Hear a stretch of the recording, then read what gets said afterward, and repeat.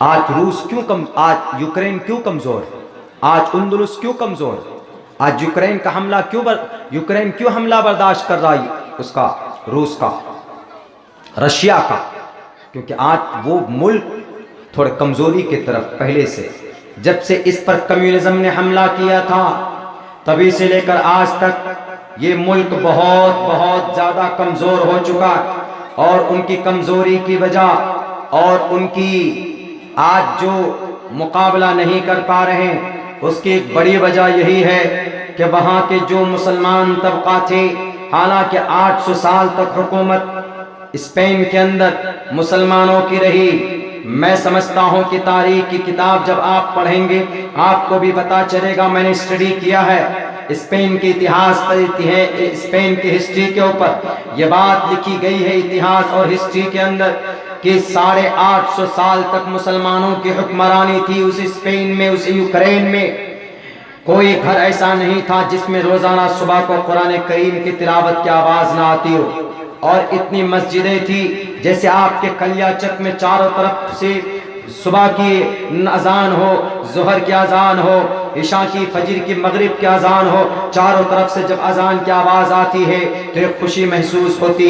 बिल्कुल सेम इससे भी ज्यादा खूबसूरत अंदाज में वहां पर स्पेन में जब चारों तरफ से पूरे मुल्क के अंदर से अजान की आवाज आती थी और डेली सुबह को 2-2 पारे कुरान करीम की तिलावत की आवाजें सुनने को मिलती थी। फजर के बाद, फजर की नमाज के बाद स्पेन के अंदलुस का और यूक्रेन के जमीन का कोई हिस्सा ऐसा बाकी नहीं था जहां पर मुसलमानों की सजदों के निशान न पड़े हो। ये तारीख गवाह है। अगर मैं झूठ बोलता हूं तो आप इंसाइक्लोपीडिया ऑफ द वर्ल्ड पढ़ के देखिए, द हिस्ट्री ऑफ वर्ल्ड पढ़ के देखिए, एक आलमी तारीख उठा करके पढ़िए, आपको पता चलेगा कि स्पेन की जमीन का कोई हिस्सा ऐसा बाकी नहीं था कि जिसमें मुसलमानों के सजदों के निशान न पड़े हो। लेकिन मेरे मुस्लिम भाइयों, जिस तरीके पर एशिया महाद्वीप में आज हम लोगों को बांटने की कोशिश की जा रही है, अगर कलियाचक के अंदर अगर मुख्तलिफ मकतबे फिक्र के लोग रहते हैं तो जब बात समाज की आए, जब बात आए इंडियन की, जब बात आए हमारे सोशल की, जब बात आए हमारे धर्म की, जब बात आए हमारे कुरान की, जब बात आए हमारे एक मुसलमान की, तो सारे मकतबे फिक्र के लोगों को एक प्लेटफॉर्म पर खड़ा होना चाहिए, तब जाकर ये हम बच पाएंगे। लेकिन स्पेन के अंदर ऐसा नहीं हुआ था। वहां पर 1 इंच की मस्जिद बनाकर, 1.5 इंच की मस्जिद बनाकर एक दूसरे के खिलाफ लड़ने के लिए साजिशें रची गई थी। उलमाए किराम को अवाम से काट दिया था कि मौलाना अब्दुल्ला सालिम साहब गलत बयानी करता है या शेख जर्जीज अंसारी साहब गलत बयानी करता है, वो तो उत्तर प्रदेश के हैं, वो बंगाल क्यों आएंगे? मौलाना अब्दुल्ला बिहार के हैं, वो बंगाल क्यों आएंगे? या बंगाल के मौलाना, बंगाल के बहुत सारे मुकर्रिरीन हैं, वो क्यों जाएंगे बिहार के अंदर? जब ये नफरत आपस में, असबियत, रेसरिज्म ने जन्म लिया तो अल्लाह तबारक व तआला ने कहा कि हमने तुमको कहा कि वातसिमू बिहब्लिल्लाह, अल्लाह की रस्सी को मजबूती से पकड़ो, लेकिन तुम अपने अकल से, अपने दखल से तुम इस कौम को बांटना चाहते हो। तो याद रखो, जब सहाबा दो फाड़ हो गए थे तो अल्लाह तबारक व तआला ने जंगे उहद में होने वाली फतह को शिकस्त में बदलने की कोशिश कर दी गई थी। 70 सहाबा उसी इंतशार की वजह से गाजर मूली की तरह शहीद किए गए थे। अगर तुमने भी इत्तिहाद के लड़ी को मजबूती के साथ नहीं पकड़ा तो वहां तो नबी मौजूद थे, लेकिन इस धरती पर कोई नबी नहीं है। तुम्हारे पास अगर नबी के दर्जे में कोई चीज है तो नबी के हदीस मुबारका है। अल्लाह की वही के बदले में कोई चीज है तो वह कुरान करीम मौजूद है। अगर तुमने इस कुरान करीम को छोड़ा या कुरान करीम की एक आयत की या एक हुक्म की तुमने रूगर्दानी की तो अल्लाह तबारक व तआला तुम्हारे बदले किसी और कौम को पैदा करेगा और तुमको नेस्त नाबूद कर देगा। वहां पर रेसलिज्म ने, वहां पर कंफ्यूशनिज्म ने, वहां पर जोडाइज्म ने जन्म लिया। अल्लाह तबारक व तआला ने चंगेज को भेजा और पूरे स्पेन के अंदर से एक एक मुसलमान को घरों से निकालकर गाजर मूली की तरह काट दिया जाता है और कुर्तबा की जामे मस्जिद में बैठकर एक मूर्ति को सजाया जाता है और फिर पूरे के पूरे स्पेन में अल्लाह का नाम लेने वाला बाकी नहीं रहता। वो स्पेन, उससे बड़ी हुकूमत किसी भी मुल्क में नहीं रही। उसके बाद तब हमारे भारत का नंबर आता है कि 675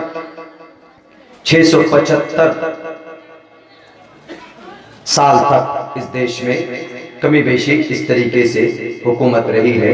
लेकिन सबसे ज्यादा स्पेन, अगर वो मुत्तहिद होते, वहां पे किसी के बहकावे में नहीं आते, कौम बट्टी नहीं, तो मैं समझता हूं कि आज हाथ डालकर रशियन के हलक से उनके ऑर्गेन्स को निकालकर बाहर हम फेंक देते। नाम ले लेते हैं जनाब, दहशतगर्दी तुम करो, नाम मोहम्मद रसूलुल्लाह को जोड़ देता। ताज्जुब है, शर्म की बात है कि मोहम्मद रसूलुल्लाह तो इतने महान और इतने ब्यूटीफुल, इतने अमन वाले थे। उनके बारे में कहा गया self denials, modesty and kindness. Self denials, अपने आप को निछावर कर देना। लक़द जाअकुम रसूलुम मिन अनफुसिकुम अज़ीज़ुन अलैहि मा अनित्तुम हरीसुन अलैकुम बिल मुमिनीना रऊफ़ुर रहीम। जब कोई बंदा ईमान नहीं लाता था तो अल्लाह के नबी परेशान हो जाते थे, तड़पते थे, बेचैनी घुटते थे अपनी कौम के लिए, इंसानों की भलाई के लिए। वो कैसे किसी के ऊपर जुल्म ज़्यादती कर सकता है जनाब? खामखा का इल्ज़ाम, खामखा का ये एतराज़ नबी पाक अलैहिस्सलातु वस्सलाम के ज़ात अक़दस पर। अफगानिस्तान के पहाड़ों को रेजा रेजा किसने किया? अमेरिका ने किया। इराक के अंदर फौजों को, वहां के फौजी सिस्टम को, ढांचे को किसने तोड़ा? अमेरिका ने तोड़ा इराक में। और इराक के फौजी पर जो जुल्म ज़्यादती हुए, उन्हीं फौजियों में से एक टीम निकलकर जो बनी, उसी का नाम दाइश है। जो इस्लाम का नाम देते, उन्हीं का नाम दाइश है। जो ISIS जिनको कहा जाता है, इस्लाम से उनका कोई वास्ता, कोई रास्ता नहीं है। सीरिया में किसने हमला किया? फ्रांस और ईरान ने मिलकर सीरिया, चेचेनिया, वहां की पूरे के पूरे शहर को किसने तबाह किया? बोस्निया को किसने तबाह किया? बुखारा और समर के अंदर किसने ईंट बजाई? वहां की ईंट से ईंट किसने बजाई? अफगानिस्तान में आज से पहले जो वहां पर बमबारी किए गए अमेरिका और इस्राइल के जरिए से, तो अब बताओ कितने लाख इंसान मरे। इंसान की बात कर रहा हूं मैं, मुसलमान की नहीं। कितने लाख इंसान मरे। इनको कोई दहशतगर्द नहीं कहेगा, इनको कोई टेररिस्ट नहीं कहेगा। मोहम्मद रसूलुल्लाह की जिंदगी में बताओ कितने लोग मरे। मोहम्मद रसूलुल्लाह की तलवारों से कितने लोगों की हत्याएं हुई, बता सकते हो? You are not able to count and explain them, because the prophet Muhammad सल्लल्लाहु अलैहि वसल्लम is not a cruel person.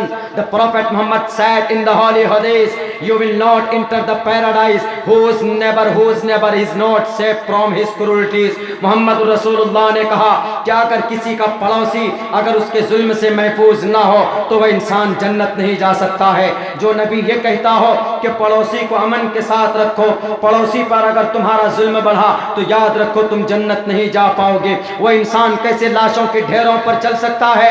बताओ जरा, पूछो फ्रांस से कि तुमने सीरिया की ईंट से ईंट क्यों बजाई? जरा पूछो अमेरिका से, जरा पूछो इसराइल से, क्या इसराइल वालों तुमने ये अल-गज़्ज़ा फलस्तीन के इलाके में क्यों तुमने वहां पर खून के समंदर को बहाया और वहां पर खून की होलियां खेली? कोई माए का लाल पूछेगा? नहीं पूछ सकता। हमारे भारत के अंदर तो ये टीवी वाले ऐसे पागल हो जाते हैं, फौरन नाम ले लेते हैं। किनका? फौरन नाम इस्लाम का दाइश से जोड़ो, इस्लाम का नाम अल-कायदा से जोड़ो, मौलाना अब्दुल्ला का नाम फलां जेंग से जोड़ो, मौलाना जर्जी साहब का नाम फलां तंजीम से जोड़ दो, कुछ फायदा नहीं होगा। हम तुम्हारे इन इल्जामात से नहीं डरेंगे। अगर तुम इल्जाम लगाते हो तो लगाओ, अब से पहले भी इल्जामात लगाए गए। हजरत मूसा पर इल्जाम लगा तो अल्लाह तबारक व तआला ने कारून जिसने लगवाया था इल्जाम, फखसफना बिही व बिदारिहिल अर्द, अल्लाह तबारक व तआला ने उनकी दौलत समेत उनको जिंदा जमीन में गाड़ दिया, चूंकि इल्जाम लगाया था एक अल्लाह के नेक बंदे पर। अब्दुल्ला क्या झूठ, क्या गलत बोलता? अब्दुल्ला वही बोलता जो इसके कुरान में है, अब्दुल्ला वही बोलता है जो तुम्हारे भगवत गीता में है। तुम्हारे भगवत गीता में जंग की बात है, कुरान करीम में अगर जंग की बात है तो उन लोगों से जो जालिम बनकर खड़े हो जाते, जो समाज की बेटियों का अपहरण करते, जो वादा खिलाफी करते, उनके लिए कुरान कहता है कि मुकाबला करो। तो गीता भी तो यही बात कहती है, धर्म क्षेत्रे कुरुक्षेत्रे समवेता युत्सवः मामका पांडवाशय किम कुर्वत संजयः कुतस्तवा कश्मलिदम विस्मय समुपस्थितम अनार्य जुष्टम कीर्ति कर्मजुनः। ये सब क्लियर लिखा हुआ है। और ये कहा कि तुम मुकाबला नहीं करोगे, तुम नहीं लड़ोगे तो तुमको जन्नत नहीं, स्वर्ग नहीं मिलेगी। कौन कह रहा? श्री कृष्ण जी कह रहे। तो बसा औकात जंग और लड़ाई और मुकाबला करना कंपलसरी होगा, जरूरी हो जाता। नहीं जरूरी होगा तो देश पर कब्जा कर ले। हमारे देश में 1962 को 1960 और 62 में किसने बचाया हमारे इस देश को? इल्जाम बहुत लगाते हो ना मोहम्मद पर, कुरान पर। यही मोहम्मद कुरान वाले थे जिसने चाइना से इस देश को बचाया था। और कौन था वो बचाने वाला? उसका नाम मीर उस्मान अली। 500 टन सोना देकर उस वक्त के प्राइम मिनिस्टर को, उस वक्त के जो प्राइम मिनिस्टर थे वो गए थे और उन्होंने बैलगाड़ी में डालकर 500 टन का सोना लेकर आए और तब जाकर उन सोना बेचकर तब जाकर तोप और गोली और बारूद खरीदे और चाइना से अपने इस देश को बचाया। यही कुरान और हदीस पढ़ने वाले थे। तुम नहीं थे उस वक्त में। बड़े दावा करते हो कि हमारा भारत है, हम कल्चर को नाफिज नहीं होने देंगे। वेयरिंग हिजाब, it is not a culture, it is a sign of modesty in the Quran. It is a command of Allah subhanahu wa ta'ala. Allah subhanahu wa ta'ala will not apply, will not corrupt on the earth. अल्लाह तबारक व ताला ने मना किया है जुल्म करने को इस धरती पर। वो अल्लाह तबारक व ताला समाज की बेटी के ऊपर जुल्म कैसे कर सकता? नहीं कर सकता। वइज़ा क़ील लहुम ला तुफ़सिदू फ़िल अर्ज़ क़ालू इन्नमा नहनु मुस्लिहून। अल्लाह कहता है कि जब इनसे कहा जाता है कि तुम फसाद पैदा मत करो तो ये बोलते हैं कि नहीं, हम रिफॉर्मर्स हैं, हम अच्छा काम करने वाले। झूठे हैं ये, झूठे इल्ज़ाम सिर्फ कुरान पर लगाते। मेरे भाइयों, मेरे साथियों, ये इनकी थ्योरी हो सकती है, लेकिन हमारे कुरान और हमारे अहादीस मुबारका जो सच है तो वह सच है, इसमें कोई शक नहीं। किसी को उंगली उठाने का हक भी नहीं है। अगर कोई हक अगर जताता है कि हाँ जनाब हम हाथ उठा सकते हैं, उंगली उठा सकते हैं, हम सवाल कर सकते हैं, तो अल्हम्दुलिल्लाह आज भी हमारे भारत के अंदर, हमारे मुल्क हिंदुस्तान में ऐसे ऐसे विद्वान लोग हैं जो उनकी तमाम के तमाम इश्कालात का जवाब देने का हक रखते हैं, सलाहियत रखते हैं, ताकत रखते हैं। मैं तो एक तालिब इल्म हूँ। कोरोना आया, कोरोना के ऊपर तहकीक किसने की? सबसे पहले इन्फेक्शन और सबसे पहले जरासीम के ऊपर तहकीक किसने की दुनिया के अंदर? कोई माई कलाम बता सकेगा दुनिया में कि हाँ हमने की? नहीं। जिसने सबसे पहले जरासीम और इन्फेक्शन के ऊपर तहकीक की उस शख्स का नाम अबू बकर मोहम्मद बिन ज़करिया अर-राज़ी। अगर इनकी थ्योरी नहीं होती तो वुहान लैब वाले, अमेरिका वाले, जर्मनी और इटली वाले, तुम्हारी हिम्मत थी कि तुम कोरोना का पता चलाते। कोरोना एक वायरस है, वायरस एक जरासीम है, और जरासीम के ऊपर थ्योरी किसका बना हुआ? अबू बकर मोहम्मद का बनाया हुआ। एहसान है तुम पर हमारा। कोरोना को नहीं ढूंढ पाओगे जब तक हमारी थ्योरी नहीं पढ़ोगे। हमारी बेटियां अगर हिजाब पहनती है तो तुम्हारे तो पेट में दर्द नहीं होना चाहिए, क्योंकि प्रधानमंत्री जी भी तो कहते हैं कि मुंह में मास्क लगाओ, मुंह ढाको, वेयरिंग मास्क। उन पर क्यों नहीं एतराज होता? अजीब तरह का लॉजिक है भाई, अजीब तरह। अभी कुछ दिनों पहले हमारे बहुत सारे प्रोग्राम कैंसिल हुए। अभी ये धुलियान में 14 फरवरी को प्रोग्राम था, तो वो प्रोग्राम चला गया कहाँ? वो 22 मार्च। हमने पूछा क्यों? बोला कि सभी था, वो कोरोना नाम था, अब वो 3 साल का हो गया, 3 साल में बड़ा हो गया, वो डेल्टा वेरिएंट बन जाएगा, इस साल मार्च में होगा वो बड़ा डेल्टा वेरिएंट बन गया है। बहरकैफ इस कोरोना से बचने के लिए मास्क, ये मास्क लगा लीजिए, नाक ढकिए, मुंह ढकिए। एक जगह एयरपोर्ट की बात है, शायद कलकत्ता की बात थी, हमारा जो मास्क था वो नीचे था ऐसे नाक के से।